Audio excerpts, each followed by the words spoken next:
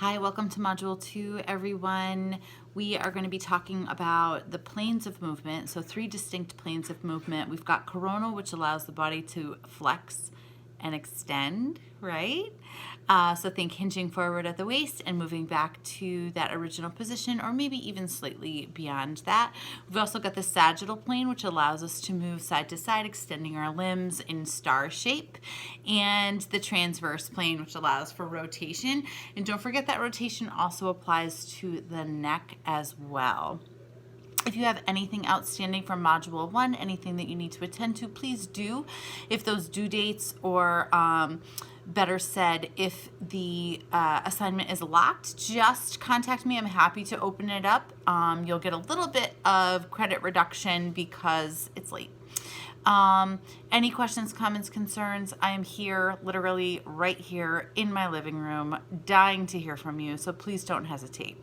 All right, without further ado, we're gonna go ahead and get started. So finding just a tall seat, legs are extended. If the hamstrings are really tight, go ahead and bend those knees, or even prop the hips up on a blanket, a pillow, even a yoga block or book if you have one and you feel stable doing so.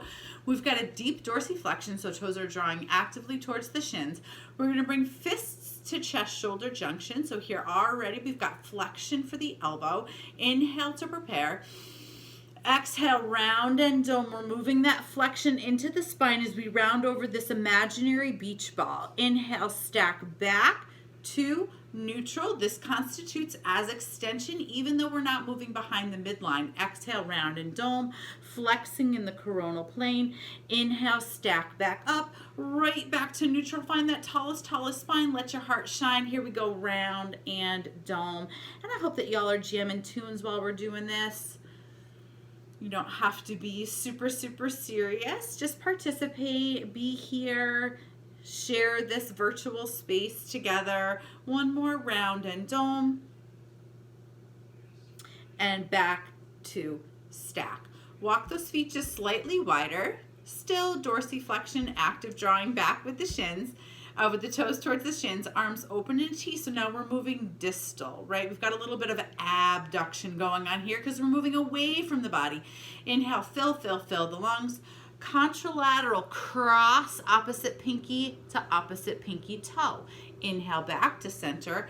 Exhale, twist and rotate. Yeah, we're moving in that transverse plane, as well as coronal, because you feel that hinge at the waist.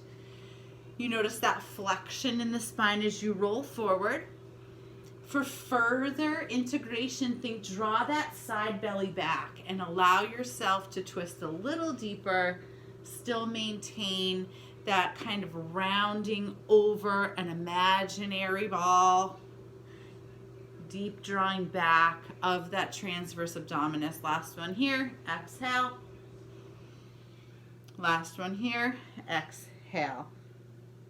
Good. Walking the feet towards the midline. Hands rest behind the thighs. Roll the shoulders into socket. I'm going to turn sideways so you can see a little better. And then we're going to draw that navel to spine. So we've got a little bit of flexion here for the legs.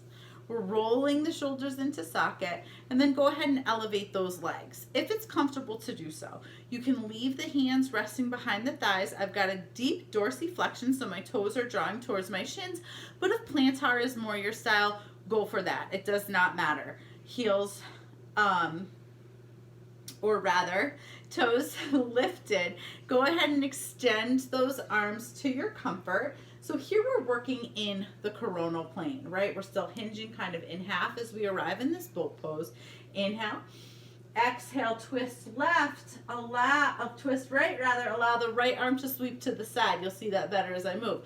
Back to center, sweep. So we're moving in all 3 planes right here as we take a modified twist on this boat pose. Remember, feet down is a beautiful option. Leaning back to let gravity kind of fight you, but guess what? You will win. Don't fall over. And breathe. So arms are moving away from the body, distal to the body, twisting in that transverse plane, all the while maintaining that flexion as we're in the coronal plane. Go ahead and lower those legs. We're going to come right down onto the back body, so a nice supine position here. Feet are standing, hands are resting behind the base of the skull, or option to crisscross them along the chest. So it might be enough for you to work in that slow crunch that we did last week. Now cross, cross, all right? Lower it back down. Exhale, lift, cross, cross, bring it down. If you're like, okay, ready, level up, here we go. We're gonna bring it all the way up to a crunch, cross, cross, down you go with control. Inhale, exhale, up, cross, cross. Now you guessed it, we are still moving in all of those planes. Flexion at the waist brings us into coronal. Cross body movement is transverse as we twist. And then as those arms move away from the midline, we're working that sagittal plane. A couple more. Cross, cross. Remember that modified crunch is a great variation without lifting the back off the mat. This is particularly important if you have any contraindications, any slip discs, any action in the back that is not feeling lovely right now. Bring it all back down. Nicely done. We're going to extend those legs. Go ahead and thread the hands underneath the low back. And we're going to tick those legs down. So this is absolute movement in the coronal plane. Bring it down, bring it down, bring it down. Now bring it up, up, up. Bring it down, down, down. Exhale, up, up. Right, there we go. Bring it down, down, down. Now bring it up, up, up. Couple more passes. Only going as low as you feel like you are absolutely in control. Back is not arcing. Neck is not tensing. All this action is in the low belly. Lift for the pelvic floor. And yeah, you're probably feeling this a little bit in that rectus abdominis too, those six-pack abs. That's why it's so good. One more down, down, down. No, bring it up, up, and up. Nicely done. Scoop up those legs, hug them into the chest. A little rock side to side, massaging any tension in the back that may have arisen as a result of those leg lifts. We're going to go ahead and shift on to the knees in tabletop. This one is familiar from last week. So find that perfect tabletop, right? Perfect stack, perfect stack. Bird dog coming up as you extend that right leg back, extend that left arm forward. So we've got the arm and leg moving distal to the midline, and now an exhale draws it all back in. So here we are working in the sagittal plane, right? The core is pretty stable and the limbs are what's moving. Couple more passes. Inhale, reach. Exhale, round. In addition, we've got flexion, we've got extension. We've got flexion, we've got extension. Lower that down, switch sides. Opposite leg goes back. Remember, press actively into the top of that foot for stability, and the opposite arm reaches long. Here we go. Flexion, extension, flexion, extension. Find your breath and exhale to round and inhale to reach. Keep that momentum, keep that stability. A few more passes here. Exhale, inhale. Last one. And find that reach and lower back down. We're going to shift to a thread the needle variation, working into the transverse and sagittal planes. Walk one hand towards the center of the mat. I like to align my nose with my middle finger. That opposite hand rests at the heart and then twists to open. So we've got sagittal and we've got transverse with that twist in the belly. Exhale, round and draw it through. Inhale, extend and reach. Exhale, pause to hover.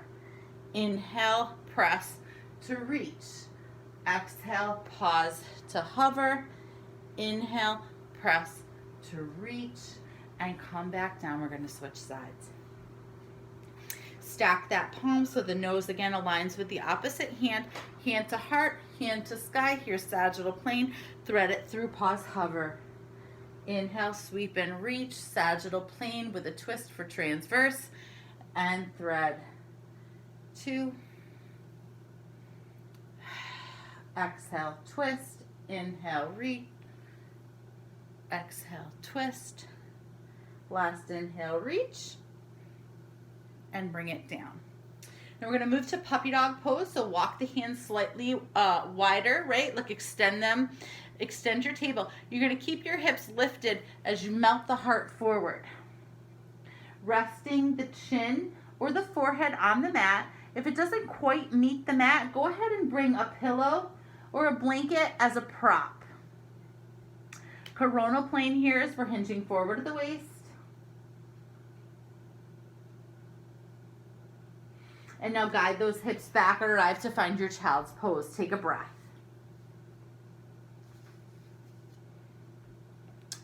Keeping the arms extended, curl the toes behind you, send the hips up and back. We're in down dog. So down dog, we're working again in the coronal plane as we hinge forward at the waist, but we're also working in the sagittal because the arms are moving away from the midline, right? With your next inhale, roll forward, find high plank. Bend the knees, send the hips up and back, down dog, we arrive. We're gonna do that 2 more times. Roll forward, high plank. Bend the knees, hips up and back. Now a beautiful variation here is down dog to child's pose. Child's pose to modified plank. Right? We're still working that coronal plane as we flex and extend in the back. Let's try one more time. Either that modified plank to child's or come full down dog, full high plank. Take a breath wherever you're at, knee down or straight leg plank. We are standing. We're gonna move to lateral lunges. So we're moving in that sagittal plane, side to side, feet are wider than hips distance, and you're sitting back low. So think about opening up that hip flexor as you move side to side, sagittal plane. Yeah, good. Couple more passes here. And arrive back at center, narrow that stance, so moving proximal to the body. Everything is tight and close. Arms are superior. Inhale, lift. Exhale, shift. Oh, so good. Inhale, lift. Exhale, shift. Opposite side. Inhale, center. Exhale, shift. We're almost done. Back to center and shift. And center. And float those arms again distal to the body so we have some abduction. Abduct the legs. We're gonna move to windmill, so touching, and if it doesn't feel right for you to come all the way down, go ahead and just rest the hand on the knee or the thigh. So lifting open, remember transverse because we've got that twist. And now sagittal, we're abducting the arms, and also coronal, right, because we're hinging at the waist. So all 3 planes of movement happening for you here with these windmills. Remember, it is not necessary to touch hand to the earth unless it happens organically, and always give yourself permission to soften into the knees for a little flexion if hamstrings are especially tight. Let's do 2 more. 1. Last 1. And done. Great job, everybody. Thank you so much. Again, I'm so grateful that you are continuing to participate in your own space. If you have questions, comments, concerns, as always, I'm here. I welcome your feedback, and I'll see y'all next week.